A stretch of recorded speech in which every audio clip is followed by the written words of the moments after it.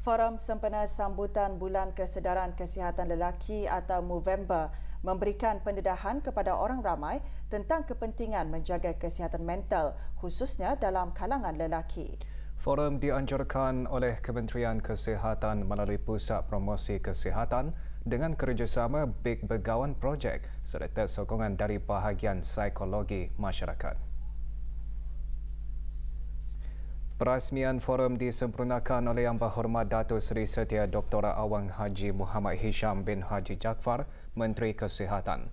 Bulan Kesedaran Kesihatan Lelaki disambut pada setiap bulan November di seluruh dunia untuk meningkatkan kesedaran mengenai kepentingan pengesanan awal, diagnosis dan rawatan kanser lelaki serta isu berkaitan kesihatan mental dan pencegahan bunuh diri dalam kalangan lelaki.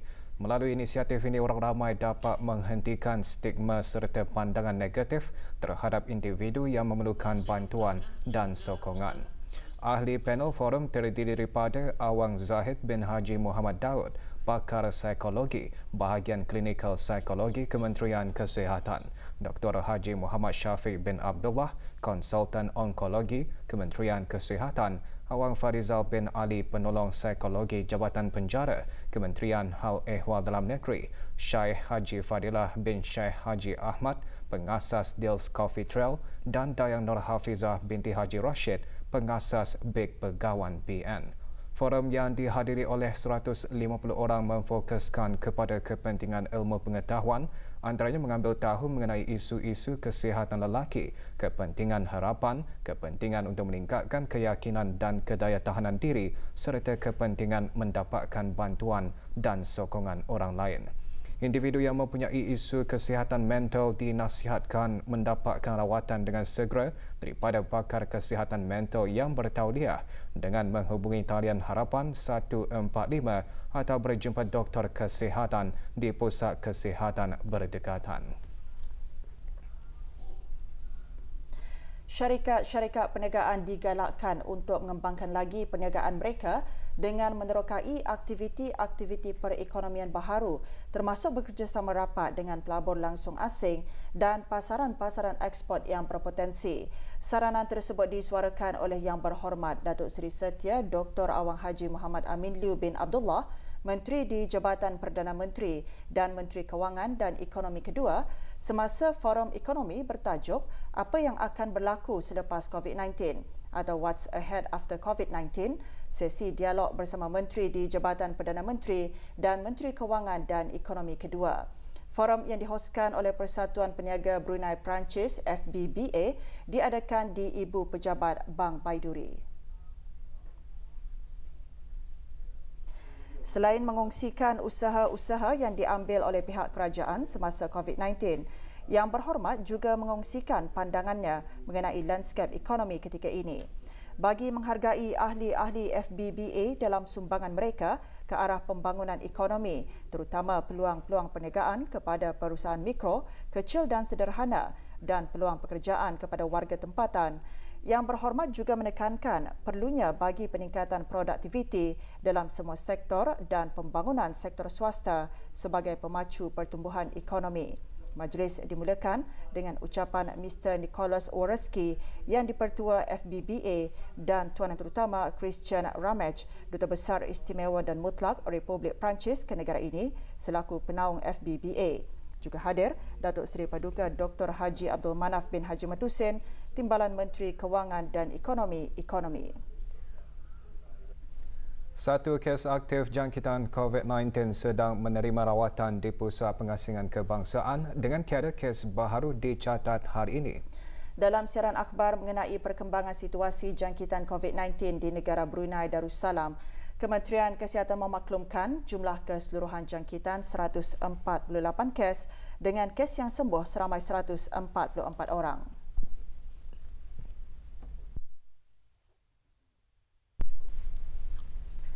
Kes terakhir jangkitan tempatan COVID-19 dilaporkan pada 6 Mei 2020, manakala jumlah kes import sejak kes jangkitan terakhir tempatan dilapor sebanyak 7 kes.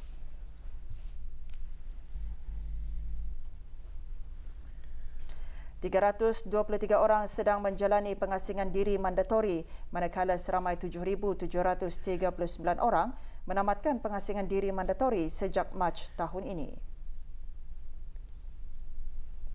Dalam pada itu, 304 sampel ujian virus SARS-CoV-2 dilaksanakan menjadikan jumlah keseluruhan ujian makmal yang dijalankan sejak Januari 2020 sebanyak 70,812 ujian. Bagi maklumat lanjut dan perkembangan terkini, layari laman sesawang Kementerian Kesihatan dan talian Kesihatan 148.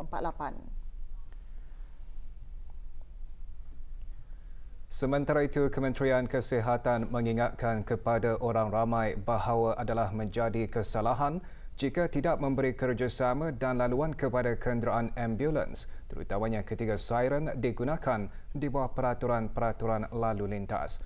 Di bawah kesalahan tersebut, individu terbabit boleh dikenakan kompaun atau dihadapkan ke mahkamah dengan denda tidak melebihi RM400. Peringatan tersebut dibuat berikutan satu insiden yang berlaku 4 November lalu setelah seorang pemandu dikenakan denda kompaun sebanyak RM100. Pemandu tersebut gagal memberi laluan kepada kenderaan ambulan yang sedang membawa pesakit ke Hospital Raja Isteri Pengiran Anak Saliha. Kerjasama dalam membantu ambulan sampai ke tempat yang dituju boleh membantu menyelamatkan nyawa pesakit yang dibawa.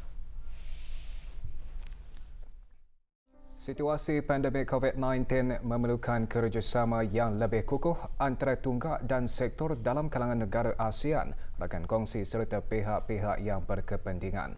Yang berhormat Major Jeneral Bersara Dato' Paduka Seri Haji Aminuddin Ehsan bin Pihin Orang Kaya Saiful Muluk Dato' Seri Paduka Haji Abidin, Menteri Kebudayaan Belia dan Sukan menekankan perkara tersebut semasa menghadiri mesyuarat Majlis Komuniti Sosial Budaya ASEAN ke-24 atau ASCC ke-24 yang diadakan melalui persidangan video hari ini. Semasa mesyuarat tersebut, Menteri-Menteri ASCC mengukuhkan komitmen negara-negara ASEAN untuk terus bergerak maju dalam mengurangkan impak COVID-19 terhadap sosioekonomi serta meningkatkan usaha pemulihan pasca pandemik. Pada mesyuarat berkenaan, para Menteri ASCC juga merakamkan penghargaan atas penglibatan dan mekanisme berterusan badan-badan sektoral ASCC dalam menangani wabak COVID-19 melalui kerjasama yang terus dikembangkan di peringkat ASEAN dan rakan-rakan sektoral yang lain dan seterusnya menyokong pelaksanaan inisiatif-inisiatif utama ASEAN, antaranya ASEAN Strategic Framework for Public Health Emergencies dan ASEAN Comprehensive Recovery Framework ACRF serta plan pelaksanaannya.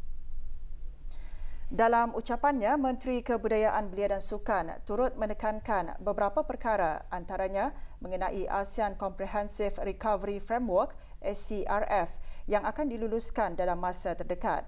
Dokumen penting itu akan membentuk keutamaan-keutamaan ASEAN bagi tahun-tahun yang akan datang. Strategi yang dicadangkan dalam dokumen tersebut bertujuan bagi memperluaskan perlindungan sosial dan kebajikan sosial dengan meneliti lebih banyak inovasi melalui pendekatan Whole of ASEAN Community. Mengenai kenyataan dan deklarasi-deklarasi ASEAN yang lalu adalah penting bagi ASEAN untuk mengukuhkan komitmen dalam penyediaan peluang yang saksama, penyertaan dan penglibatan yang efektif masyarakatnya khusus bagi para belia dalam pembangunan dan pelaksanaan usaha-usaha ASEAN. Yang berhormat juga menggariskan keutamaan-keutamaan negara Brunei Darussalam bagi tahun 2021 dengan fokus utama untuk meneruskan kesinambungan usaha-usaha ASEAN di tahun-tahun sebelum ini bagi ASEAN meneruskan usaha bersama rakan-rakan ASEAN dengan semangat masyarakat yang pemedulian dan saling berkongsi dengan melibatkan serta memanfaatkan masyarakat, komuniti yang sentiasa bersedia, inklusif dan mampan. Ke arah ini, yang berhormat menyeru usaha dan sumbangan yang berterusan dari semua negara ahli dalam mencapai dan merealisasikan kemampanan serta kedayatahanan ASEAN. Semasa mesyuarat, Menteri-Menteri ASCC juga mengesahkan laporan mesyuarat Majlis ASCC ke-24 yang akan dihadapkan kepada Sidang Kemuncak ASEAN ke-37 dan meluluskan dokumen-dokumen hasil untuk pertimbangan ketua-ketua negara kerajaan ASEAN semasa Sidang Kemuncak ASEAN ke-37. Juga hadir Dayang Hajah Nur Ashikin binti Haji Johari, Setiausaha Tetap Kemasyarakatan dan Kebudayaan Kementerian berkenaan. Mesyuarat dipengerusikan oleh Tuan Yang Terutama Daw Ngoc Dung, Minister of Labour, Invalids and Social Affairs Republik Sosialis Vietnam, yang disertai oleh Menteri-Menteri ASCC serta Setiausaha Agung ASEAN. Pihak Kerajaan ke bawah Duli Yang Maha Mulia amat prihatin dan memeduli kebajikan rakyat dan penduduk di negara ini yang mengalami musibah. Sebagai misalnya, sumbangan bantuan kewangan kerajaan kepada sebuah keluarga mangsa kebakaran baru-baru ini di Kampung Lima Manis. Dayang Doria binti Haji Tuah, Ketua Keluarga Mangsa Kebakaran, menerima bantuan kerajaan kewangan kerajaan ke bawah Duli Yang Maha Mulia melalui peruntukan Jabatan Pembangunan Masyarakat JAPIM, Kementerian Kebudayaan Belia dan Sukan. Majlis penyerahan bantuan disempurnakan oleh Yang Berhormat Meja Jeneral Bersara Dato' Paduka Seri Haji Aminuddin Ehsan bin Pihin Orang Kaya Saiful Muluk Dato' Seri Paduka Haji Abidin, Menteri Kebudayaan Belia dan Sukan. Pemberian bantuan kewangan seumpama itu dapat membantu meringankan kesusahan yang dialami oleh mangsa bagi meneruskan kehidupan seharian. Berita dalam negeri seterusnya, selepas ini Kementerian Kewangan dan Ekonomi sedang giat menyediakan Brunei Darussalam Economic Blueprint bagi mencapai matlamat ketiga Wawasan Brunei 2035, iaitu ekonomi yang dinamik dan berdaya tahan. Kita ikuti dulu petikan titah ini.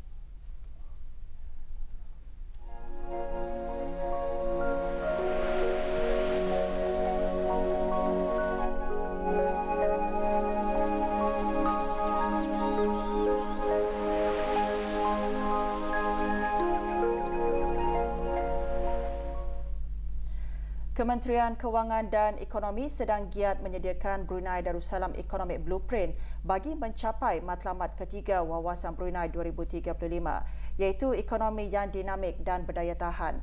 Setiausaha Tetap Bahagian Ekonomi, Kementerian Kewangan dan Ekonomi berkata, pihak kerajaan telah pun mengenal pasti 5 sektor keutamaan yang dijangka dapat meningkatkan pertumbuhan ekonomi dan memberikan spillover effects kepada pembangunan ekonomi secara keseluruhan. Sektor-sektor tersebut ialah sektor hiliran, minyak dan gas, permakanan, pelancongan, infokomunikasi dan teknologi, ICT dan perkhidmatan. Menurut Dr. Dayang Hajah Mei Faizah binti Haji Ahmad Arifin, Kementerian Kewangan dan Ekonomi juga sedang menyediakan peta jalan perindustrian bagi sektor-sektor keutamaan.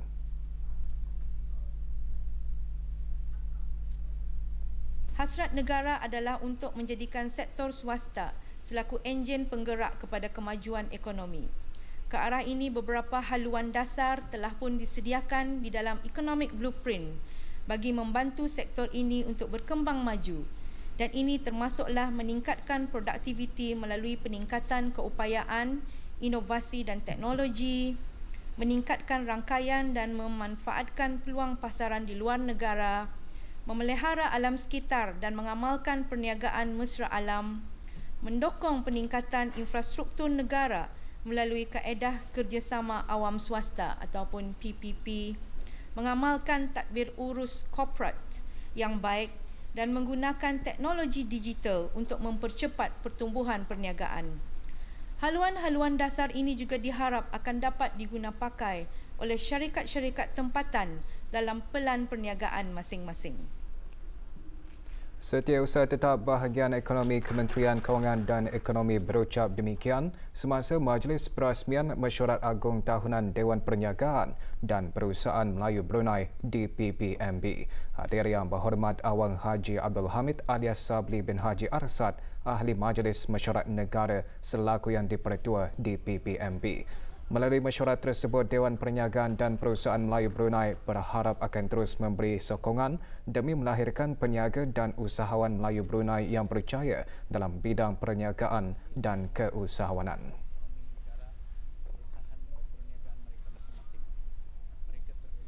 Majlis Perundingan Mukim Kota Batu lewat petang kemarin mengadakan majlis penutupan dikir sempena sambutan Maulud Nabi Muhammad SAW.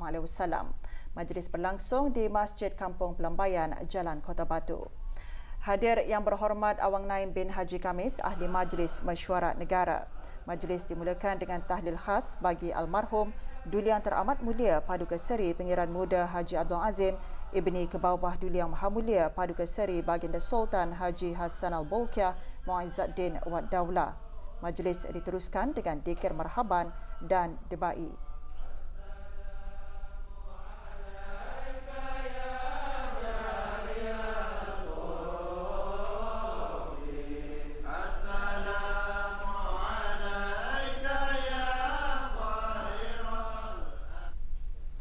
Sempena sambutan Maulidur Rasul, Kolej Universiti Perguruan Agama Seri Begawan Kupu SB melalui bahagian hal ehwal pelajar dengan kerjasama Majlis Perwakilan Pelajar pagi tadi mengadakan Majlis Habibi Rasulullah sallallahu alaihi wasallam.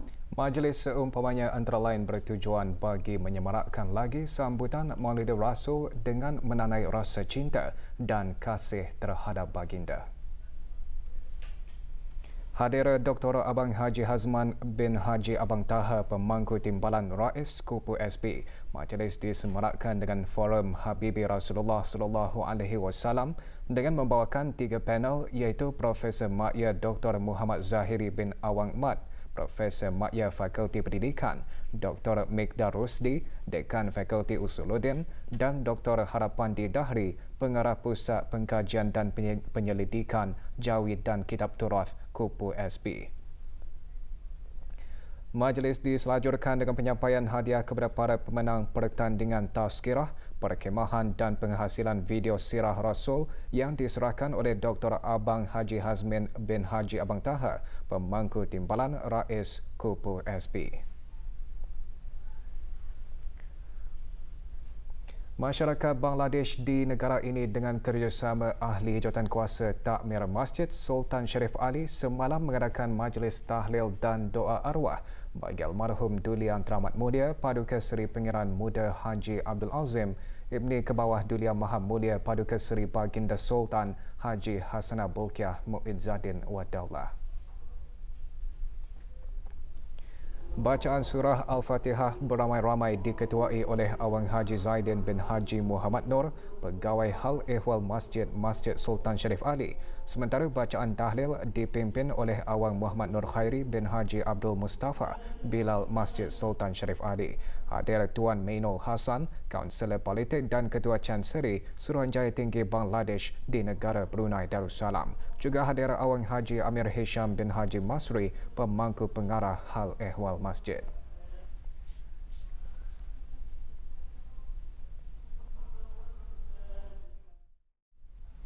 Pasukan Masjid Al-Amirah Al-Hajah Mariam Kampung Jerudong, Johan bagi bahagian belia di pertandingan membaca rawi berjanji bagi belia dan beliawanis Masjid Senegara sempena sambutan Maulidur Rasul. Sementara itu, pasukan Masjid Raja Isteri Pengiran Anak Hajah Saleha Kampung Rimba Zon 1, Johan bahagian beliawanis. Penyampaian hadiah kepada para pemenang disempurnakan oleh Pengiran Anak Dr. Haji Amiruddin Alam Shah bin Pengiran Anak Haji Ismail, Pemangku Timbalan Setiausaha Tetap Kementerian Hal Ehwal Agama. Pertandingan anjuran Jabatan Hal Ehwal Masjid dan Ahli Jawatankuasa Takmir Masjid Al-Amirah Al-Hajah Mariam Kampung Jerudong disertai oleh 9 pasukan termasuk 5 pasukan beliawanis. Pertandingan ini diharap dapat memperbaiki dan meningkatkan lagi mutu bacaan rawi dari segi fasahah, lagu dan keseimbangan suara yang dapat melahirkan individu dan kumpulan sebagai menggalakkan lebih ramai lagi mempelajari dan menguasai bacaan rawi.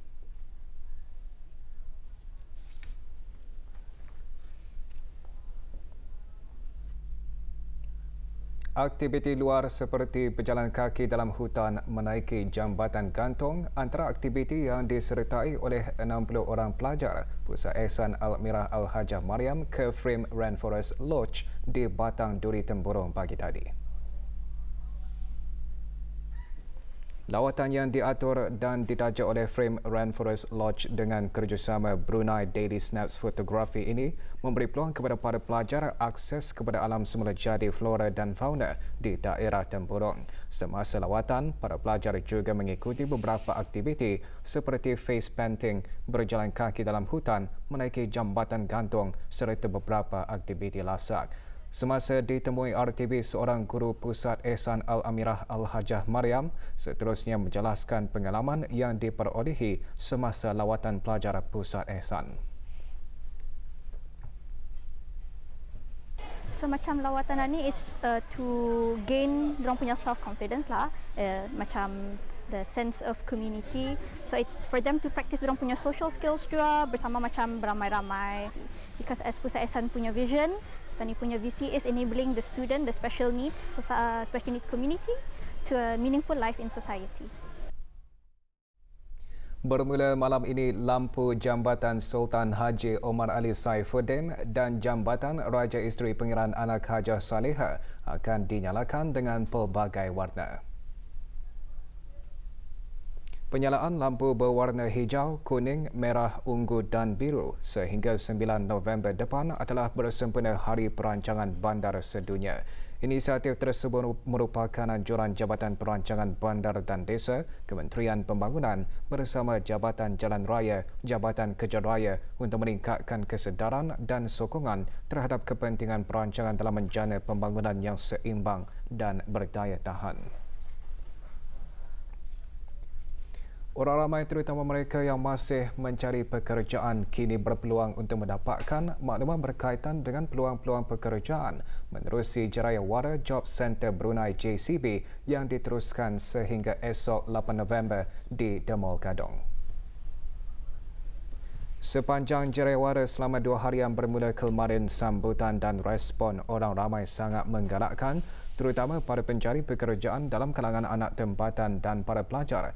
Jerayawara dibuka mulai pukul 11 pagi hingga 9 malam.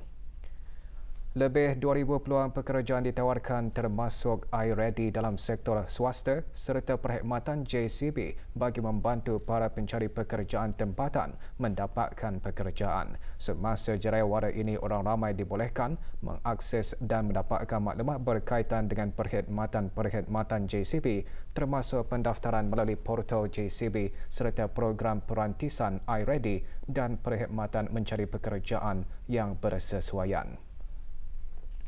Bagi para pencari pekerjaan yang tidak mendaftar melalui portal JCB, mereka dimestikan membawa dokumen-dokumen berkaitan dengan kelulusan sekolah seperti sijil-sijil akademik bagi proses pendaftaran. Semasa Jerayawara tersebut, Sekretariat Tetap Manpower Planning and Employment Council MPEC juga mengongsikan inisiatif-inisiatif dan program-program yang sedang dilaksanakan serta maklumat-maklumat penting dan pengemaskinian kekosongan jawatan bagi tempoh 5 tahun. Ia termasuk maklumat mengenai program Skills Plus dan program pendidikan berterusan CET di bawah MPEC.